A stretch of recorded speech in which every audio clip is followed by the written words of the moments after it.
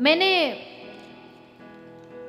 कहीं सुना पढ़ा कि क्या होता है, दुख के कई सारे कारण होते हैं, उनमें से कुछ कारण क्या हो सकते हैं ये हमें जानना है। पहला दुख का कारण क्या है? निजकृत कर्म। पहले दुख का कारण क्या है? हमारे खुद के कृत्य, खुद के कर्म। अब बोया पेड़ बबूल का तो आम कहां से होए। जब तुमने कृत्य ऐसे किए, जब तुमने कर्म ही ऐसे किए, तो भुगतान करने के लिए कोई दूसरा थोड़ी आएगा, स्वयं भुगतो। निज कृत कर्म एक होता है दुख का ये कारण। एक दुख का कारण है अभाव का दुख, अभाव का, कमी का दुख। जितना पैसा चाहते हो उतना नहीं है, जो जैसा घर चाहते हो वो नहीं है तो दुखी, जैसी गाड़ी चाहिए वैसा नहीं तो दुख, अभाव का दुख हो गया।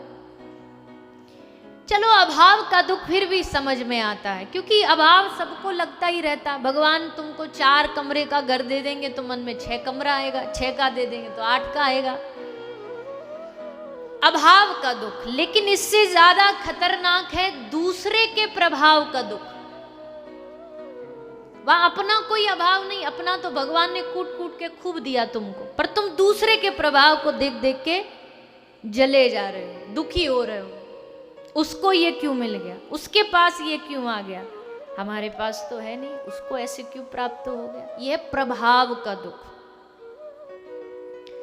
और इस प्रभाव के दुख से आदमी आज के समय में ज्यादा दुखी है। अपने पास चाहे उसके पास भंडारा भरा हो घर में, लेकिन दूसरे के घर में अगर कुछ देख लिया कि इसके पास मुझसे ज्यादा ये थोड़ी सी चीज है, बस सुख चैन नींद सब गायब, सब खत्म। अब वही नजर जाएगी बार बार, इसके पास ये कैसे आए। ये दूसरे के प्रभाव का दुख। और इससे भी ज्यादा जो खतरनाक है वो तीसरा है। एक है अभाव का दुख, एक है दूसरे के प्रभाव का दुख, और उससे अगला जो खतरनाक है वो है स्वभाव का दुख। ना अभाव है ना प्रभाव है, पर कुछ लोग जन्म जन्मांतर से दुखी ही पैदा होते हैं। वो दुखी पैदा होते, दुखी वो जीते, और दुखी दुखी वो रोते रोते ही मर जाते। क्यों? क्योंकि वो स्वभाव से दुखी, उन्होंने अपने स्वभाव को दुख में बना लिया। जैसे किसी का जीवन होता ना सुख में, तो कईयों का जीवन वो अपने स्वभाव से दुख में बना लेते हैं, स्वभाव से दुखी है। और जिसने चाहा कि भाई नहीं हम तो स्वभाव से सुखी होंगे, वो दुख में भी खोज लेता है। वो एक महाराज जी कथा सुनाया करते थे, एक आदमी, उसकी घोड़ी खो गई। वो शादी में घोड़ियों का काम करता था देने का, तो घोड़ी खो गई। तो घोड़ी खो गई तो उसको तो दुखी होना चाहिए था, पर वो बेचारा लड्डू बांटने लगा। तो किसी ने कहा भैया तू लड्डू क्यों बांट रहा है, तुझे दुखी होना चाहिए। बोले नहीं नहीं मुझे तो कोई दुख नहीं, मैं तो बड़ा खुशी की बात है। बोले खुशी की क्या बात है? बोले खुशी की बात यह कि चलो कम से कम घोड़ी खोई, उसके संग उस समय हम नहीं थे, नहीं तो हम भी खो जाते।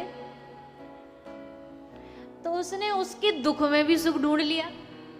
ये होते हैं स्वभाव के सुखी आदमी, और एक होते हैं स्वभाव के दुखी आदमी, हर जगह दुख खोज लेंगे।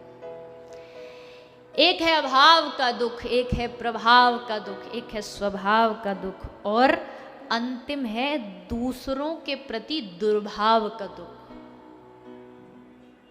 दूसरों के प्रति दुर्भाव मन में लाना, बिना कारण के लाना,